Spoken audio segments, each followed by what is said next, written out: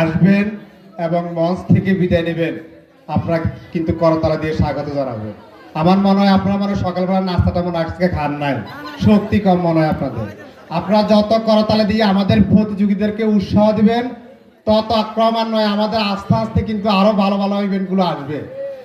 আপনাদের গাথার্থে বলতেছি, আমাদের কিন্তু দুপুরের পরে আরো জাকা রাখা অনুষ্ঠান হবে।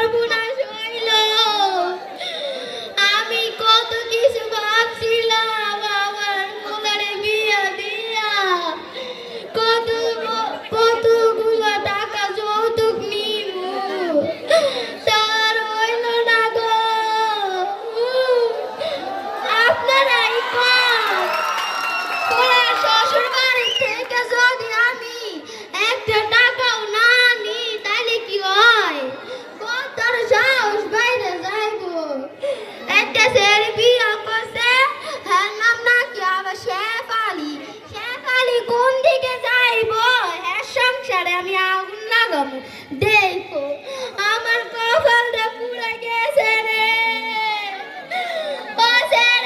কত কইছি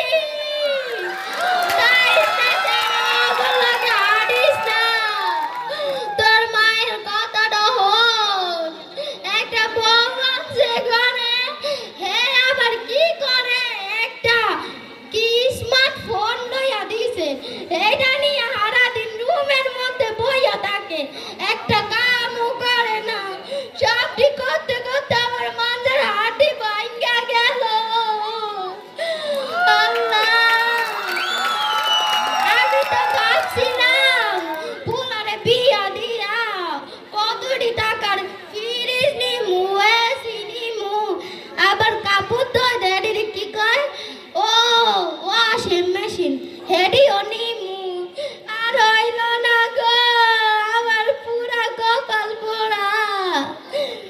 আমিও কোনো দিকে কম নাই, কুতকুতির মারে হারাই দিব। হ্যাঁ তা আমি সংসারে আগুন লাগাইয়া বাইরে কইরা দিমু। আল্লাহ, আমার তো সময় হয়ে গেছে মানুষের সংসারে আবার আগুন লাগানে। চশমাটা জানি কই গেল, খুঁজেই তো পাই না। এই সেরি আমার কই, আমার একটু চশমা হাতের কাছে আইনা দেয় না গো, কই জানি গেছে, চশমা খুঁজি। আল্লাহ, পাইছি, কান মুখে দেওয়া লাগবো। ওই দিন যে সকিনা ভাবি ঘরে আগুন লাগাইছি, এইটা আবার দেখতে যাওয়া লাগবো। আবার কি খবর, সংসারটা না ভাঙলে তো আবার আমার শান্তি হইব না। দাঁড়াও, ফান তো খাওয়া লাগবো, মুখটা না তিতা তিতা হইয়া যায়। কি সেরা শ্বশুর বাড়ি থেকে কত কিছু আনবো, আমি একজন বেয়ান, আমি সব পান খামু, কত কিছু করমু, নিজের টাকা দিয়ে পান কিনতে হয়। কি সব সেরা লোক চলে, ও গজুক দিতে আমারে আর কিচ্ছু নিতে দিল না গো। বোন তোমরাই কা, আমি এত দুঃখ কই রাখি।